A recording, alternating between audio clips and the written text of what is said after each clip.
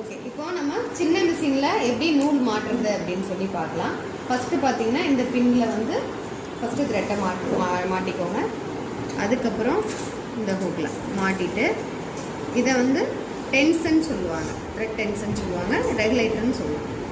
இந்த இதில் ரெண்டுக்கும் இடையில கரெக்டாக நம்ம வந்து த்ரெட்டை மாட்டணும். சப்போஸ் லூஸாக மாட்டிட்டீங்க, அதாவது உள்ள வரைக்கும் போகாமல் பாதிலே மாட்டிட்டீங்க அப்படின்னா ஒன்று இந்த சைடு கலந்து போயிடும், இல்லைன்னா இந்த சைடு கலந்து. ரெண்டுலேயும் கலந்து இங்கே ஸ்ட்ரைட்டாக இல்லாமல் கலந்து போயிடுச்சு அப்படின்னா நம்ம தைக்கும் போது லூப் அடிக்க ஆரம்பிச்சிடும். அதனால் கவனமாக நல்லா உள்ள வரைக்கும் போகிற மாதிரி வச்சு ஒரே சுற்று தான் டைட்டாக மாட்டிக்கோங்க. அதுக்கப்புறம் இந்த லிவரில் மாட்டிக்கோங்க. பேக் சைட்லேருந்து தான் வரணும். பேக்லேருந்து அப்படியே எடுத்து இந்த ஹூக் மாதிரி இருக்கிற இடத்துல மாட்டிக்கோங்க. அதுக்கப்புறம் நீடில் வந்து எப்படி மாட்டுறது, சின்ன மிஷினுக்கு எப்படி மாட்டுறது, பெரிய மிஷினோட நீடில் எப்படி இருக்கும் அப்படிங்கிற டீட்டெயிலாம் உங்களுக்கு நான் சொல்லியிருப்பேன். அந்த இதுபடி நம்ம எடுத்துக்கலாம், சரிங்களா? இதில் வந்து நம்ம நார்மலாக எப்பவும் நம்ம இதை மாட்டுற மாதிரி த்ரெட்டை மாட்டிக்க வேண்டியதான்.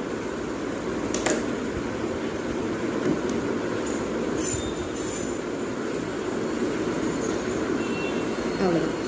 இப்போ அடுத்த வீடியோவில் வந்து நம்ம பாபினை எப்படி மாட்டுறது அப்படிங்கிறத பார்க்கலாம்.